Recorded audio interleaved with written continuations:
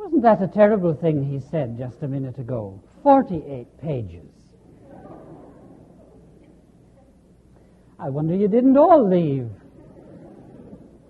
He exaggerates, you know. There are only 47. I hope you're comfortable. I know it's a large service and maybe a bit unsettling, but do settle down. And there aren't even that many pages. And I have something important I want to tell you. 3 things, really. And then we'll have finished our great Christmas Sunday morning service of praise and thanksgiving. Nathaniel Hawthorne once wrote a short story about a mysterious person who came to a seaport in colonial New England, and he opened an office. He called it an intelligence office. And it was announced that in this office people could recover. He would recover for them anything that they had lost. Now, at first he was received with suspicion and with reticence, and then people began to call in the office. Often they would go secretly, and they began by asking for material things. Somebody wanted to recover some money that they had lost, and somebody else wanted to find a ring of sentimental value which had been lost. And then a man came looking for lost innocence, and a woman came looking for a lost name, a lost reputation. One man came looking for the sense of joy in the morning which he had lost. And so it was that the things that they had lost became not material but spiritual, and not shallow and superficial but deep and fundamental to life itself. Now, supposing we opened an office like that in London, what would you go to find? Let me tell you, I'd go looking for some books that have been missing from my shelves for a long time. And my overboots from last year, I still haven't found them. They're in somebody's house. I'm really making an announcement about them. They're still in somebody's house from last year. What would you be looking for? What would you be trying to recover? A lost friendship? A lost vision? A lost hope? A lost ideal?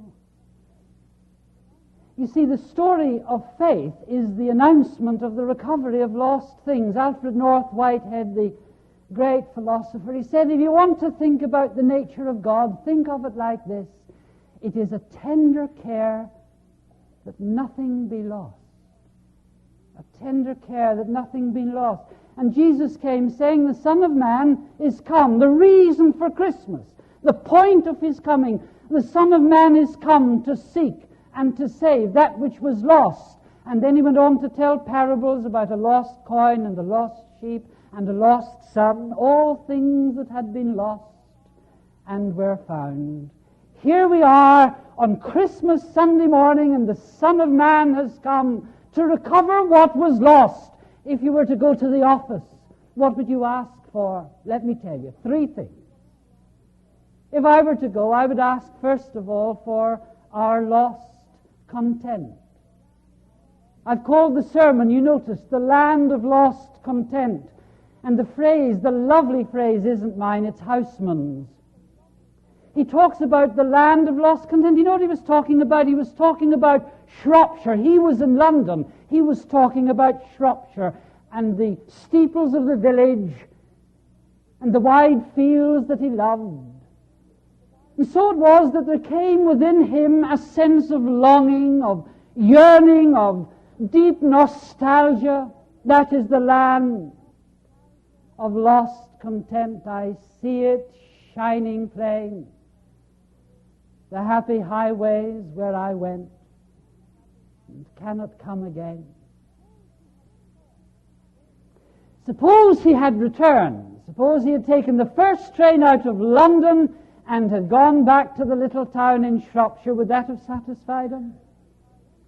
I don't think it would. You know what I think? I think he would have discovered that longing, that yearning and nostalgia are not so easily got rid of. I think he would have discovered that they are just fundamental to human life. When life is genuinely human, then it is marked by longing, says the great philosopher-poet Schelling. He said, longing is the darkest and it is the deepest ground of human nature. My good friend Peggy Little from Hamilton, she's Welsh, you know, mystical like the Welsh.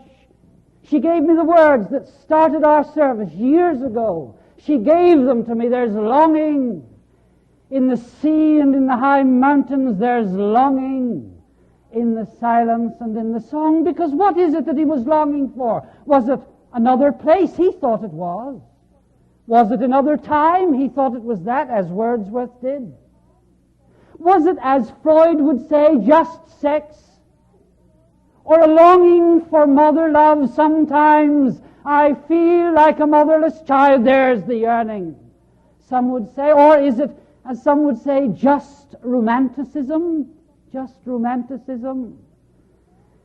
But you see, the truth is that when you have all of these things, when you have everything that this weary old world can toss into your lap, you're yearning still. And there's a nostalgia that nothing can take away. That's what I love about Muggeridge. That's what I love most. He talks about the inconceivable poignancy with which he first heard the words, a stranger in a strange land. That's the truth of us. Chesterton had it, not just when you're separated from home, but men are homeless in their homes and strangers under the sun, and they lay their heads in a foreign land whenever the day is done. Wherever you lay your head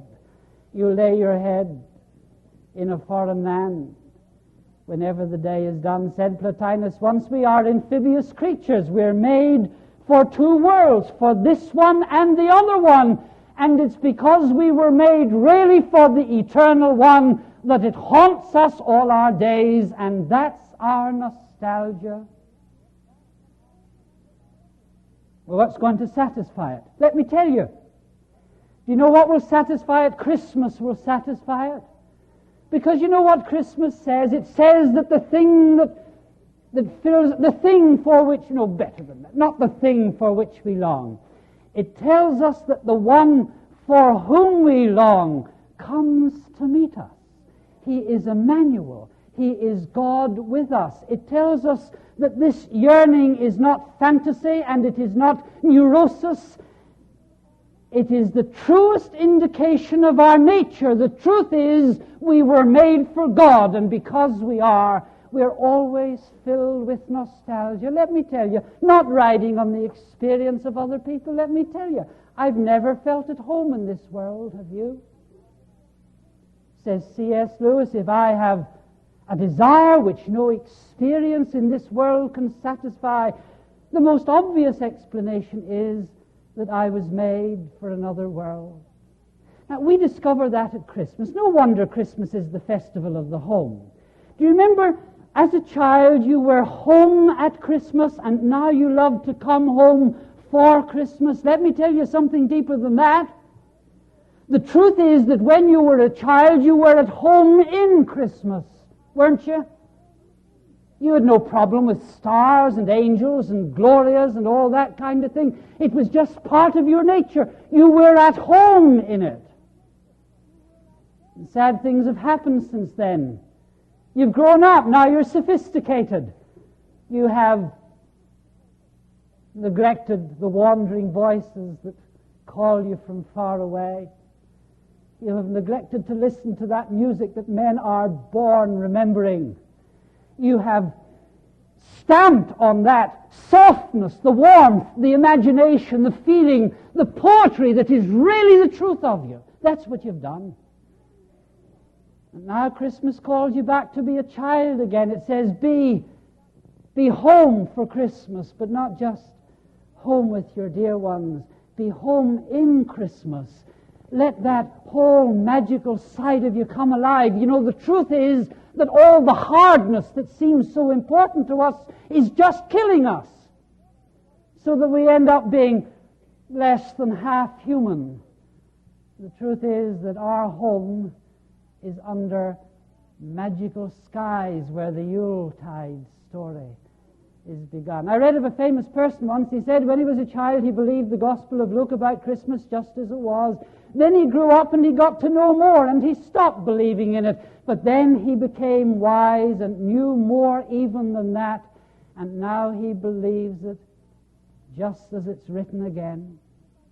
You believe it. To ask a question about it is really to lose it, because the truth is that it appeals to a whole part of your nature. It's true because it brings part of you alive that nothing else can bring alive. There's your nostalgia. There's your home. There's your restlessness. There's your yearning. There's your longing that is the deepest truth of your life. The truth is that Christmas is your home. And you yearn because until you're at home there, you're homeless. To an open house in the evening, home shall men come. To an older place than Eden and a taller town than Rome. To the end of the way of the wandering star, to the things that cannot be and that are. To the place where God was homeless. And all men are at home. That's the first thing. I would come to the office and I would say, give us back our lost content. Here's the second thing I'd ask for. I'd just say, give us back our lost self. Our lost self. Jesus said something about that. I think maybe the most frightening words that he ever said. Not about hell or brimstone or anything like that. You know what he said once? He said, what are you profited if you gain the whole world and lose your true self? Just think, losing the only great thing you've got, losing your true self. He said, you got the whole world. It's no compensation. There is no compensation for losing one's true self. Doesn't that frighten you? How easily we lose our true self and sell our heritage for a mess of pottage. Well, you remember Thomas More, not he. Not he. You remember how he was thrown into prison and his daughter Margaret came and she said, Father, we want to get you out of here. You've got to come home. Swear the oath. You don't need to mean it. Just say the words. And we'll love you and nurse you back to health and wholeness. And he said, oh, Maggie, how can you ask such a thing? How can you, Maggie? Don't you know that when a man swears an oath, he takes his self in his hands like sand?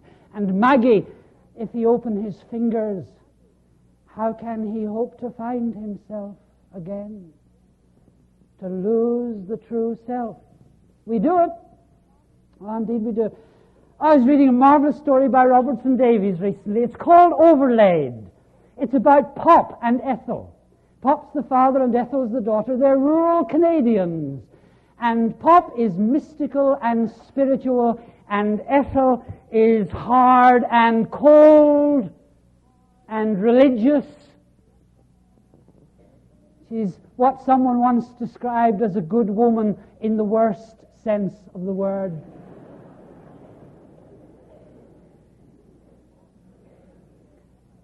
And Pop has a paid-up insurance policy, and it comes true.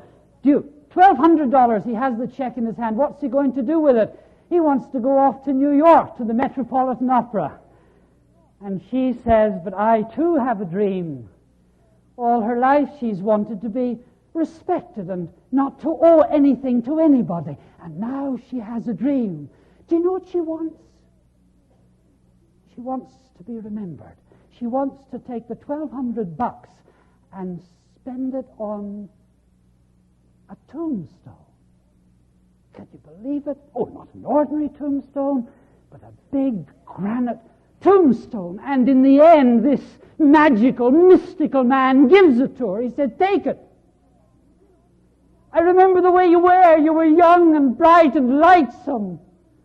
And you had ideals and dreams, and you take it. Buy your tombstone. And that there tombstone is just for the little girl I knew once. To lose the true self, to let it pass away. Don't we do it? Says Schweitzer, you can be quite sure of this. Life will try to rob you of your love for truth and goodness.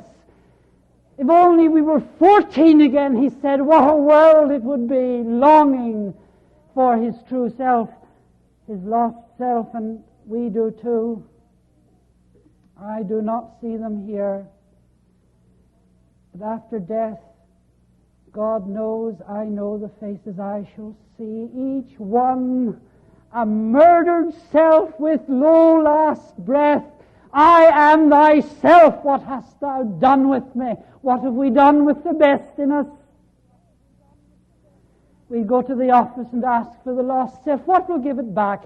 Let me tell you, Christmas will give it back to us. And now you know what I'm going to talk about, don't you? I'm going to talk about Scrooge and the Christmas Carol, the best thing that Charles Dickens ever did. You remember how Scrooge had lost his best self, and the ghost of Christmas past just showed it to him. There it was in front of him. He could see himself as a young man and the lovely, good young woman who loved him and would marry him, except that he had changed, and generosity had turned to greed, and ideals had been transformed into avarice.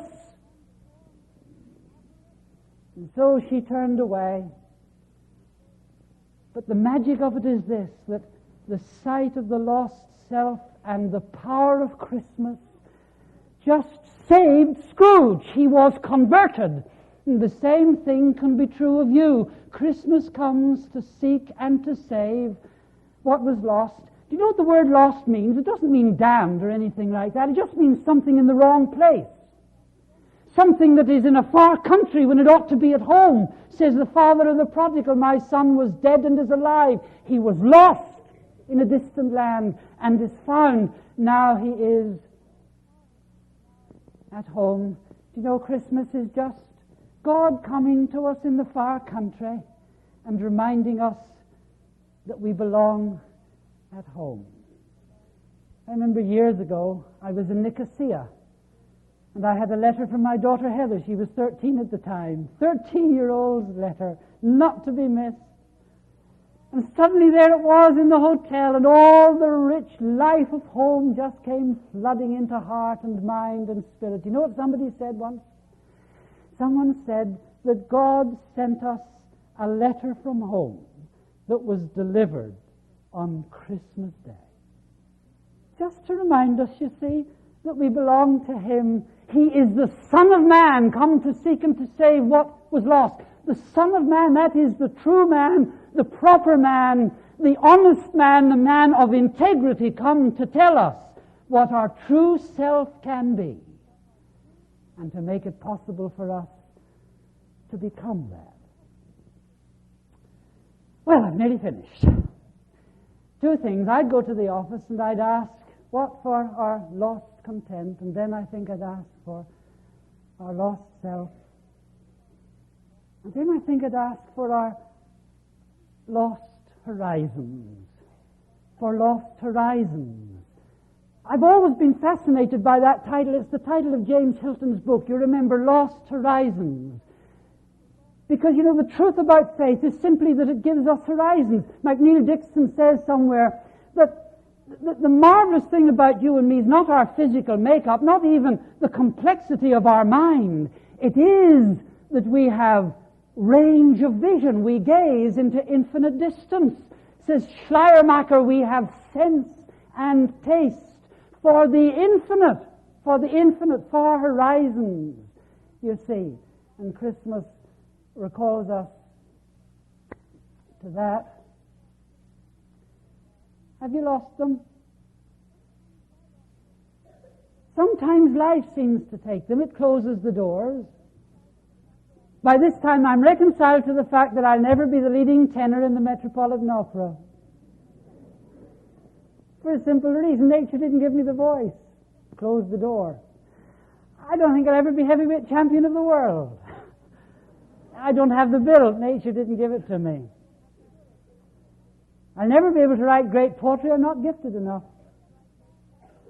Maybe I'll never understand Einstein's theories of relativity. I'm not bright enough for that. Nature closes the doors. We call it fate or destiny, and that's sad enough. But you know the saddest thing? The saddest things are the doors that we close on ourselves and limit our horizons. I heard about a woman whose husband had died.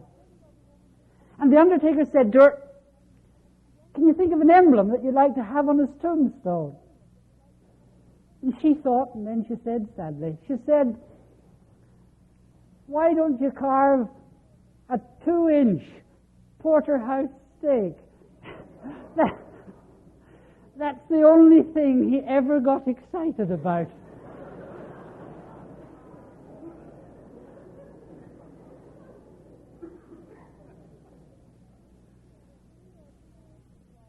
Says C.S. Lewis, we are like children fooling around with sex and power and money when infinite joy awaits us. We close the doors. We lose our lost horizons. I read a book which a kind friend lent to me the other day. Do you know what it's called? It's called Locked in a Room with Open Doors. And one part of it tells the story about 2 brothers. And the younger, he's afraid of open doors. And one day, the older brother just got fed up with him and he said, "It's terrible. One of these days I'm going to lock you in a room with open doors." Doesn't that hit you? Aren't we locked in rooms with open doors? Claustrophobia, the fear of enclosed places. Agoraphobia, we don't hear so much about that. The fear of open places, far horizons, infinite space. What's going to give our lost horizons back to us? Christmas will. You know what Christmas means? It just means that into this little world of time, the eternal has broken, says Carl Jung, the great psychiatrist. The only bits of my life that are worth telling are the bits when that eternal world erupted, that's his word, into this feeble, transitory world. You know, the truth is that we were made for far horizons, and Christmas just comes to claim us and tell us that we are made for the eternal. Are you afraid? Are you afraid? Or are you willing to sail those eternal seas? Says the poet, "Let us confirm our purpose to sail beyond the sunset and all the western stars. It may be the waves will wash us down. It may be we shall touch the happy isles." Let me tell you this, that whether you're washed down or whether you touch the happy isles, you don't need to be afraid. Because all the seas you'll sail are the seas of God, and if you sink, you'll sink but deeper into Him, because He made you for that, for the infinite and eternal. And you will not be yourself in fullness of human life until you sail those seas with Him. Oh, my brave soul, oh, farther, farther sail, oh, daring joy but safe. Are they not all the seas of God? Oh, farther, farther, farther sail. And I came to the intelligence office and I said, "We have lost our content, and we have lost our true self, and we have lost our far horizons." And he who was there gave them back to us. He said 2 words. He said, "Take Christmas." And to Father, Son, and Holy Spirit, threefold fountain both of being and of grace, we ascribe our praise and our thanksgiving.